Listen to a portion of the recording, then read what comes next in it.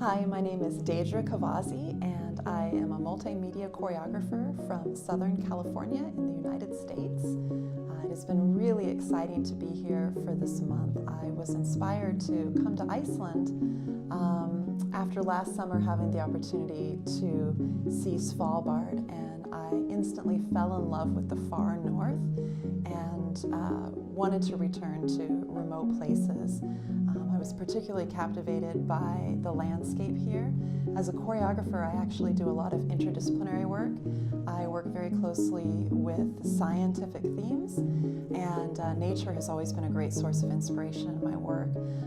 So coming here, I was very interested in looking for textures in the landscape, in interacting with the other artists here, and learning as much as I could about the ecology, the geology, and the local marine environment.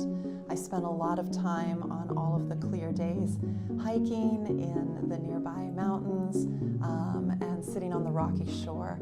I was particularly fascinated by the palette of colors here, looking at just the rich variety of colors in the seaweeds, the shapes, the patterns, the textures. Also seeing the late blooming wildflowers as they transitioned into autumn. September was, I think, a particularly vibrant time to be here. Whenever I travel for choreographic inspiration, I keep a blog on my website. Process is something that's very important to me. I don't believe that the finished performance should be the be-all, end-all culmination of the work, but rather the journey, the story, the process of creation is just as important, if not more so.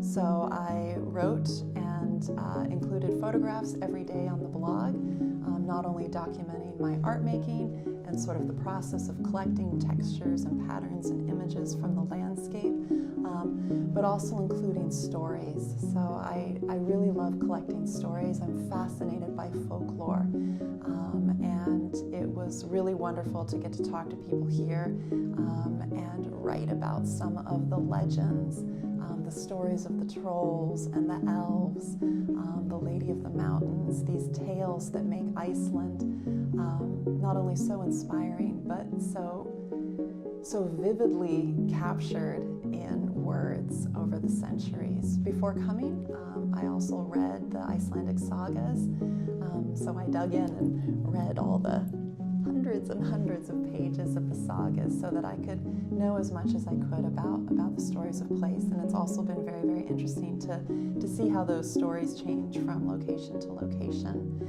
After leaving here, I'll spend 10 days traveling around the southern part of Iceland, and then actually go up to the northwest and do 2 weeks short-term residency at Ness.